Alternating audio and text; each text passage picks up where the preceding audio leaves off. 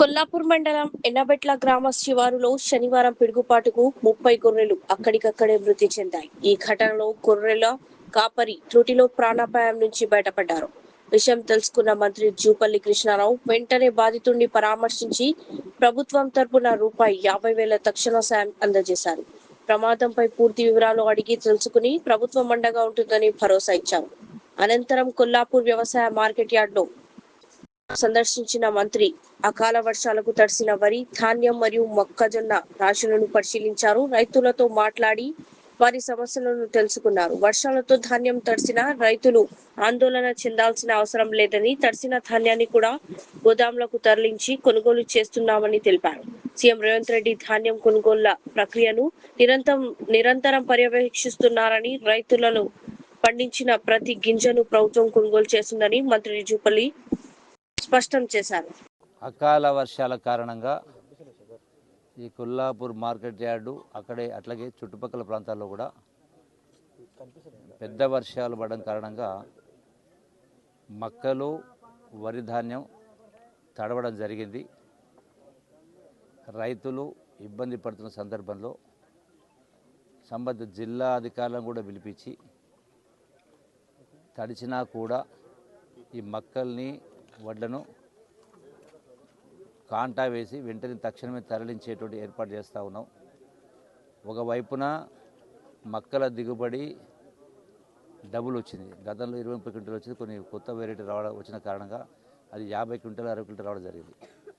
So మంచిదే, సంతోషం. అయితే గోదాములు కూడా సరిపోక ఇలా కాటన్ మిల్లులు కూడా ఈ రోజున ఈ మక్కల కోసం, వరి కోసం కాటన్ మిల్లు గోదాములు కూడా వాటిని కూడా తీసుకోవడం జరిగింది.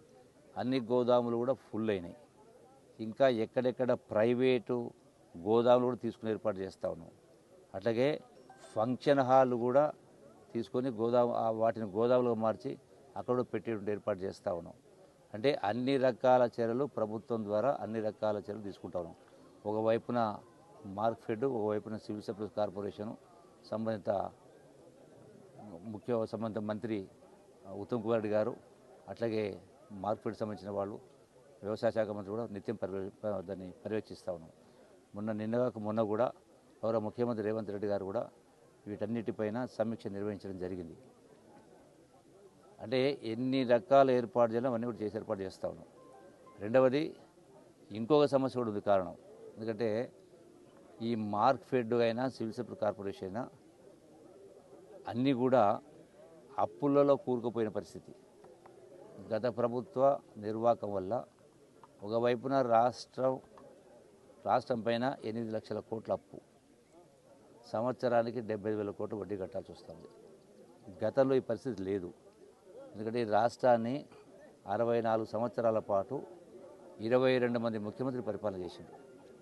22 మంది ముఖ్యమంత్రులు 64 ఏళ్ళు పరిపాలన చేసింది. అందులో కాంగ్రెస్ ముఖ్యమంత్రులు ఉన్నారు, ఎన్టీ రామారావు ఉన్నాడు, చంద్రబాబు నాయుడు గారు. అయినా 64,000 కోట్ల అప్పు ఉంటే నెలకు సుమారుగా 6,000 కోట్ల రూపాయలు వడ్డీ కట్టేది. సంవత్సరానికి 60,000 కోట్లు వడ్డీ అయ్యేది. కానీ గత ప్రభుత్వం 10 సంవత్సరాల పరిపాలన చేసిన గత ప్రభుత్వం కేసీఆర్ హయాంలో ఈ 65,000 కోట్ల అప్పు పోయి 8 లక్షల కోట్ల అప్పు చేసిండ్రు. ఈ 8 లక్షల కోట్ల అప్పుకు ఈ రోజున సంవత్సరానికి 70,000 కోట్ల వడ్డీ కట్టాల్సి వస్తుంది. గడిచిన 2 సంవత్సరాల్లో 150,000 కోట్ల వడ్డీ, అంటే వడ్డీ తెచ్చి మళ్ళీ అప్పు తెచ్చి 150,000 కోట్ల వడ్డీ కట్టే కార్యక్రమం చేయడం జరిగింది. అయినా కూడా ఇన్ని ఆర్థిక, దాంతోపాటుగా కరెంటు, విద్యుత్ సంస్థలపైన 110,000 కోట్ల అప్పు ఉంది. పెండింగ్ బిల్లులు గత ప్రభుత్వం పెట్టిపోయిన 40,000 కోట్ల రూపాయలు పెండింగ్ బిల్లు పెట్టిపోయినారు. అంటే ఇన్ని ఆర్థిక ఇబ్బందులు ఉన్నా కూడా రైతుల క్షేమాన్ని దృష్టిలో పెట్టుకొని ఇబ్బందులు ఉన్నా కూడా ఎంత ధాన్యం వచ్చినా కూడా ఒకవైపునేమో కేంద్ర ప్రభుత్వం మద్దతు ధర ప్రకటిస్తుంది కానీ కొంటలేదు. రాష్ట్ర ప్రభుత్వం నెత్తిని మోపుతా ఉన్నారు. మొన్ననే మోడీ కూడా వచ్చిపోయాను, ప్రధానమంత్రి గారు. కానీ కొరడ మాత్రం రాష్ట్ర ప్రభుత్వం నెత్తిని పెట్టడం జరిగింది. అంటే మళ్ళీ ప్రభుత్వమే వాళ్ళకి గ్యారంటీ ఇచ్చి మళ్ళీ ప్రభుత్వమే బ్యాంకుల ద్వారా అప్పులు తెచ్చి ఇవన్నీ కూడా కొనేటువంటి ఏర్పాటు చేస్తాను. అలా ఒకవైపున మక్కలు 2,400 కొని బయట మార్కెట్లో 17,800 ఉంది. అంటే ప్రభుత్వం 2,400 చొప్పున క్వింటాలను రైతుల దగ్గర కొని బయట 17,000 వరకు అమ్మాల్సి వస్తుంది. అంటే దీనిపైన 1,000 కోట్ల రూపాయల నష్టం ప్రభుత్వం పడుతూ ఉంది. అయినా కూడా రైతులు నష్టపోదని కొన్నింటి ఏర్పాటు చేస్తాను. అంటే ఎన్ని రకాల మార్గాలు ఉంటే అన్ని రకాల పద్ధతులు తీసుకుని ఏర్పాటు చేస్తాను.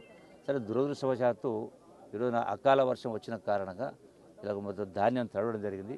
రైతులు బాధపడుతూ ఇబ్బంది పడుతూ ఉన్నారు. అందుకే సంబంధిత జిల్లాధికారిని పిలిపించి తక్షణమే లారీలు ఏర్పాటు చేసి గోదాములు కూడా తీసుకొని కాటన్ మిల్స్ కూడా తీసుకొని అందులో అమాలీల సమస్య కూడా ఉంది. అమాలీల సమస్య ఉంది. అది ఒక దిక్కేమో బీహార్ నుంచి అమలు రావడం ఏంది అంటే మన రాష్ట్రంలో ఒకవైపున అమాలీలు అంటే నాకు తెలిసి మరి అమాలీ సంఘాల కోసమేమో కొంచెం కొట్లాడుతూ ఉంటారు వాళ్ళు. మళ్ళీ అక్కడ పోయి దింపనీకి పోతే ఆ మిల్ల కాడ దింపేటోళ్ళు లేరు. మరి ఎవరు వచ్చి దింపాలి అంటే బీహార్కి వెళ్ళి ఇక్కడ ఉత్తరప్రదేశ్ అక్కడి నుంచి బయటికి వెళ్ళి వచ్చి వాళ్ళు దేవులాడాల్సి వస్తూ ఉంది. సో అంటే అందుకని మన వాళ్ళు కూడా ఎవరైతే ధాన్యం పండించిన వాళ్ళు ఎవరేమనుకోవద్దు, ఉన్న వాస్తవం చెప్తున్నా. ధాన్యం పండించిన వాళ్ళు కూడా ఒకప్పుడేమో క్వింటల్ బస్తాలు మోస్తుంటివి. ఇలా 40 కిలోల బస్తాలు కూడా తీసి ట్రాక్టర్లు వేస్తలేరు. అమాలీలో వచ్చేయాలా పరిస్థితి చెప్తా ఉన్నా. కాబట్టి ఇవన్నీ అమాలీల సమస్య ఉంది, గోదాముల సమస్య ఉంది, డబ్బుల సమస్య ఉంది. ఇన్ని ఉన్నా కూడా కొనుగోలు చేసి రైతులకు ఇబ్బంది లేకుండా చూసే ప్రయత్నం చేస్తా ఉన్నాం. Thank you. తెలంగాణ రాష్ట్ర హైకోర్టు ప్రధాన న్యాయమూర్తి జస్టిస్ అపరేష్ కుమార్ సింగ్ గారి కుమారుడి వివాహ రిసెప్షన్ కు ముఖ్యమంత్రి శ్రీ రేవంత్ రెడ్డి గారు హాజరయ్యారు. ఢిల్లీలో జరిగిన ఈ వేడుకకు ముఖ్యమంత్రి గారు ఉప ముఖ్యమంత్రి శ్రీ భట్టి విక్రమార్క గారితో కలిసి హాజరై వధూవరులను ఆశీర్వదించారు. తెలంగాణ ఈఏపీ సెట్ 2026 ఫలితాలు విడుదల. ఇంజనీరింగ్ పరీక్ష రాసిన 1,97,241 మంది విద్యార్థులు, అగ్రికల్చర్ ఫార్మసీ పరీక్ష రాసిన 84,954 మంది విద్యార్థులు, ఇంజనీరింగ్ లో 73.36% ఉత్తీర్ణత. రామ్ చరణ్ హీరోగా నటిస్తున్న పెద్ది సినిమాపై సినిమాటోగ్రాఫర్ రత్నవేలు చేసిన వ్యాఖ్యలు అంచనాలను భారీగా పెంచేస్తున్నాయి. ఈ చిత్రంలో రామ్ చరణ్ 4 భిన్నమైన పాత్రల్లో కనిపిస్తారని ఆయన వెల్లడించారు. క్రికెటర్, పెహల్వాన్, అథ్లెట్ పాత్రలతో పాటు మరొక సర్ప్రైజ్ లుక్ లో మెగా పవర్ స్టార్ అలరిస్తారని, ఆ 4వ రోల్ ను వెండి తెరపైనే చూడాలంటూ సస్పెన్స్ పెట్టారు. అన్ని కమర్షియల్ ఎలిమెంట్స్ ఉన్న ఒక అద్భుతమైన భావోద్వేగ చిత్రంగా పెద్ది అలరించబోతుందని రత్నవేలు చెప్పుకొచ్చారు. అంత చిన్న వయసులో ఎంజీఆర్, ఎన్టీఆర్ సాధించిన దానికంటే ఎక్కువే సాధించారు. ఇక్కడ 2 పెద్ద పార్టీలను ఎదిరించి ఒంటరిగా వచ్చి గెలిచారు. అది కూడా సినిమా ఇండస్ట్రీ నుండి. తమిళనాడు ప్రజలు మార్పు కోరుతున్నారు, అందుకే విజయాన్ని గెలిపించారు. రజనీకాంత్. జగిత్యాల జిల్లా బుగ్గారం మండలం చిన్నాపూర్ గ్రామంలో పలు అభివృద్ధి పనులకు శంకుస్థాపనలు చేసిన మంత్రి అడ్లూరి లక్ష్మణ్ కుమార్. రాష్ట్ర ప్రభుత్వంపై కేటీఆర్ విమర్శలు చేయడం సిగ్గుచేటు. కేటీఆర్ తన సొంత సోషల్ మీడియాతో ముఖ్యమంత్రిపై అసత్యపు ఆరోపణలు చేస్తున్నారు. మీ చెల్లి కవిత సొంత పార్టీ పెట్టి మీపై చేస్తున్న ఆరోపణలకు సమాధానం చెప్పు. అడ్లూరి లక్ష్మణ్ కుమార్. మార్కాపురం జిల్లా ఎర్రగొండపాలెంలో మద్యం మత్తులో ఉన్న ఉడతల హనుమంతు అనే యువకుడు గంజాయి కావాలంటూ పోలీస్ స్టేషన్ పక్కనే ఉన్న 150 అడుగుల బిఎస్ఎన్ఎల్ టవర్ ఎక్కి హల్చల్ చేశాడు. పైనుంచి దూకేస్తానంటూ భయభ్రాంతులకు గురి చేసిన అతడితో ఎస్ఐ దేవ్ కుమార్ చాకచక్యంగా మాట్లాడి కిందకు దించారు. ఎందుకు ఎక్కావని ప్రశ్నించగా నాకు గంజాయి ప్యాకెట్ ఇప్పించండి సార్ అని పోలీసులను బతిమిలాడాడు. దీంతో ప్రభుత్వ ఆసుపత్రిలో వైద్య పరీక్షలు నిర్వహించారు.